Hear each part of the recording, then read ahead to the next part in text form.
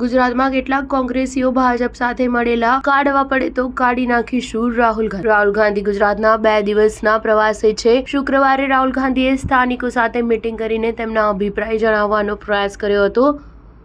ત્યારબાદ આજે કોંગ્રેસના કાર્યકરો સંવાદ કાર્યક્રમ યોજ્યો હતો। આ કાર્યક્રમમાં જિલ્લા અને શહેરના કોંગ્રેસના હોદ્દેદારોની અને સેલ ડિપાર્ટમેન્ટના પ્રમુખો હાજર રહ્યા હતા। સંવાદ કાર્યક્રમ દરમિયાન રાહુલ ગાંધીએ પોતાના જ નેતાઓ પર આકરા પ્રહારો કર્યા હતા। તેમણે કહ્યું હતું કે કોંગ્રેસ પાર્ટીમાં નેતાઓની કમી નથી, સિનિયર લેવલના નેતા છે, બબ્બર શેર છે, પરંતુ પાછળ ચેન બાંધેલી છે। ઉલ્લેખનીય છે કે બપોર બાદ રાહુલ ગાંધી દિલ્હી જવા માટે રવાના થશે। અમદાવાદમાં રાહુલ ગાંધીએ કોંગ્રેસના નેતા અને કાર્યકરો સાથે સંવાદ કર્યો હતો।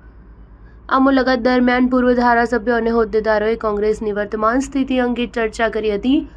રાહુલ ગાંધીએ કહ્યું હતું કે જો કોંગ્રેસનું નેતૃત્વ સંગઠિત થઈને લડે તો બદલાવ શક્ય છે। હું કોંગ્રેસ પાર્ટીનો સભ્ય છું અને સ્ટેજ પરથી કહેવા માંગુ છું કે ગુજરાતને કોંગ્રેસ પાર્ટી રસ્તો બતાવી શકતી નથી। તેમણે વધુમાં કહ્યું કે ગુજરાતમાં 2 પ્રકારના લોકો છે, એક જે જનતા સાથે ઊભા છે અને જેના દિલમાં કોંગ્રેસની વિચારધારા છે, અને બીજા તે જે જનતાથી દૂર છે, તેમાંથી અડધા ભાજપ સાથે જોડાયેલા છે। જ્યાં સુધી આપણે આ 2 લોકોને અલગ કરીશું નહીં, ત્યાં સુધી ગુજરાતની જનતા આપણા પર વિશ્વાસ કરશે નહીં।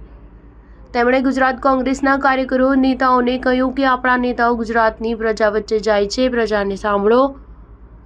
આ બધું સરળતાથી થઈ શકે છે। વિપક્ષ માટે ગુજરાતમાં 40% વોટ પર્સન્ટ છે।